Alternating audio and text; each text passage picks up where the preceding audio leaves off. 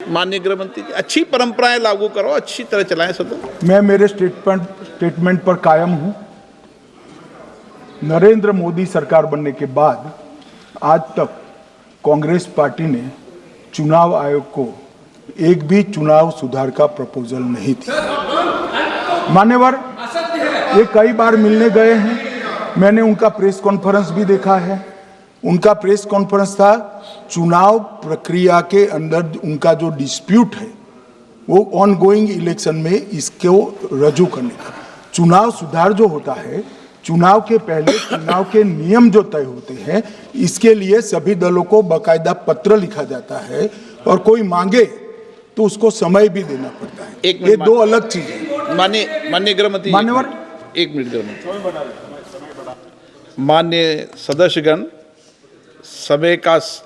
सदन का समय माननीय गृह मंत्री जी के वक्तव्य की समाप्ति तक बढ़ाया जाता है। माननीय गृह मंत्री जी। मान्यवर, कर विपक्ष के नेता ने 3 सवाल पूछे थे और 4 सुझाव दिए थे। पहला सवाल था मुख्य न्यायाधीश को चुनाव आयोग चयन समिति से बाहर क्यों निकाला गया, पहला सवाल था। दूसरा सवाल था दिसंबर 2003 में कानून बदलकर चुनाव आयोग को पूर्ण प्रतिरक्षा क्यों दी गई। और तीसरा शार्प क्वेश्चन था सीसीटीवी फुटेज 45 दिन में नष्ट करने का कानून क्यों लाए। कानून नहीं लाए हैं, सर्कुलर चुनाव आयोग ने इश्यू किया है, मगर ठीक है, हार्द में समझ रहा हूं ये क्यों कर रहे हैं। ये 3 इसके जवाब थे।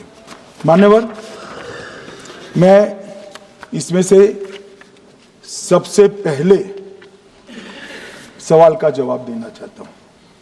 मान्यवर, मुझे पूरा सुनकर जरा आप आपत्ति लीजिएगा, क्योंकि मैं बताऊंगा तो पास से ही, मगर वर्तमान का भी जवाब दूंगा। मान्यवर, 73 वर्ष तक इस देश में चुनाव आयोग की नियुक्ति का कोई कानून ही नहीं था। माननीय सभी सदस्य ध्यान से मुझे सुने, 73 साल तक इस देश में चुनाव आयोग की नियुक्ति का कोई कानून नहीं था। नियुक्ति प्रधानमंत्री सीधी कर देते थे। और मान्यवर, मैं आज ये पूरे देश को बताना चाहता हूं कि टोटल अब तक जितने चुनाव आयुक्त हुए और जितने मुख्य चुनाव आयुक्त और चुनाव आयुक्त, ये सभी इसी प्रकार से हुए। अब 2003 के कानून पर मैं बाद में आता हूं। 1950 से 1989 चुनाव आयोग एक सदस्यीय था। प्रावधान क्या था? कोई कानून नहीं था। प्रधानमंत्री जी फाइल भेजते थे राष्ट्रपति जी को और राष्ट्रपति जी नोटिफिकेशन बाहर नहीं करते। तो भाई उस वक्त बरोबर चुनाव था, सबसे अच्छा था। नहीं, मैं ये नहीं पूछता नियुक्ति की प्रक्रिया। मान्यवर, पूरा उनका 55 साल प्रधानमंत्री जी ने ही चुनाव आयोग को नियुक्त किया, तब तक कोई सवाल नहीं था। और नरेंद्र मोदी करते हैं तो उन पर सवाल उठाते हैं, मगर हमने तो ऐसा भी नहीं किया। मान्यवर, फिर 89 से 91, जब 89 में चुनाव आयोग आयुक्त उनकी सुनते नहीं थे, तो पहली बार उस पर ब्रेक लगाने के लिए चुनाव आयोग को बहुत सदस्यीय बनाया गया। ये बिहार के चुनाव के कारण ही हुआ, परंतु वो भी प्रधानमंत्री की फाइल से ही अपॉइंट होते हैं। और मान्यवर, 21 चुनाव आयुक्त, कमिश्नर और मुख्य चुनाव आयुक्त, और 21 और 29 इस प्रकार से हुए जिसमें कोई प्रधानमंत्री जी ही रखते थे। कांग्रेस पार्टी ने ही ये परंपरा बनाई थी, कानून भी कांग्रेस पार्टी ने बनाया था। मगर आज आरोप करना है इसलिए आपने चुनाव चोरी कर लिया, चुनाव चोरी कर लिया। चुनाव चोरी कहने से कुछ नहीं होता। जनता हमको सुनती है भाई, और हम जवाब भी देते हैं। मान्यवर, ये 50 से लेकर 2023 तक कोई कानून नहीं। बाद में 2023 में एक अनूप बरनवाल बनाम भारत सरकार, मुकदमा हुआ, उसमें सुप्रीम कोर्ट ने कहा कि भाई चुनाव आयुक्त की नियुक्ति थोड़ी पारदर्शी होनी चाहिए। सुझाव ही था, ऑर्डर नहीं था। हमारे सॉलिसिटर जनरल ने वहां कंसेंट दी, तो उन्होंने कहा कि भाई हमें कानून बनाने में थोड़ी देर लगेगी और हमें इस पर कंसल्टेशन भी करना पड़ेगा, चुनाव आयोग से भी करना पड़ेगा। तो उन्होंने कहा ठीक है, अगर आप सहमत हैं, मैं जजमेंट और आर्गुमेंट पढ़कर अगर आप सहमत हैं तो जब तक कानून नहीं बनता चीफ जस्टिस ऑफ इंडिया की अध्यक्षता में एक कमेटी बने और प्रधानमंत्री और विपक्ष के नेता इसके मेंबर।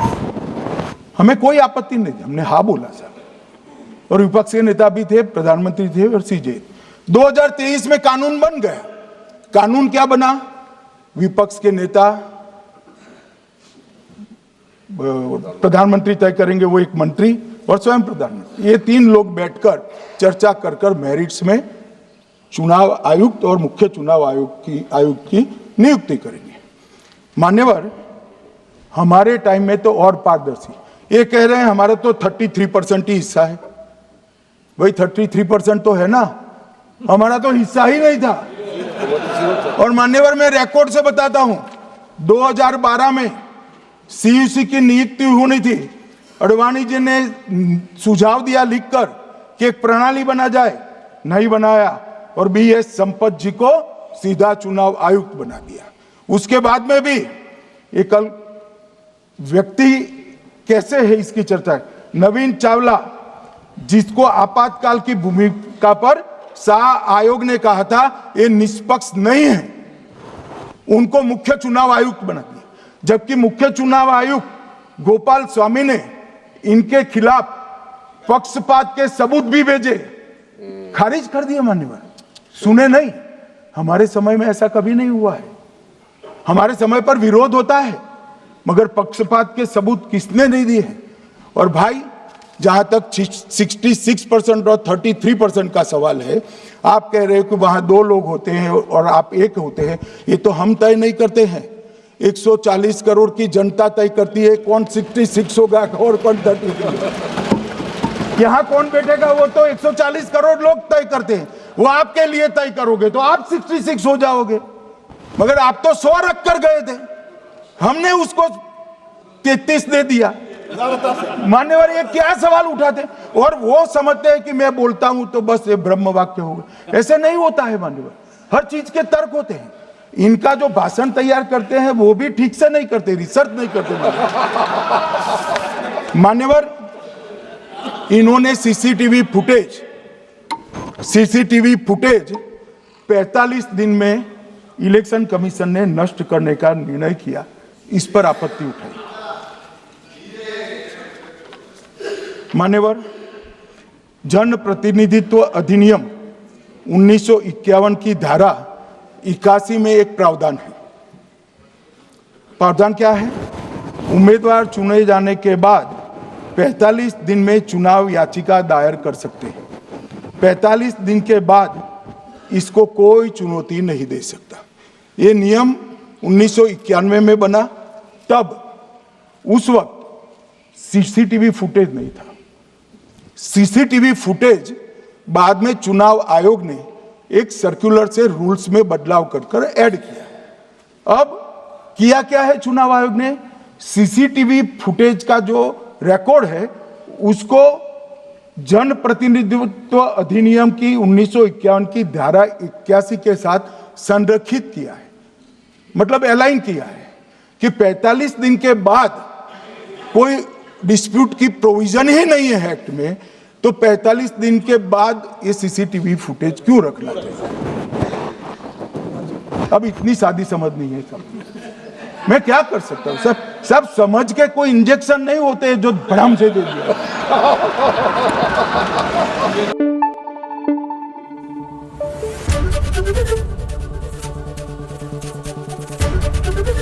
एबीपी न्यूज आपको रखे आगे।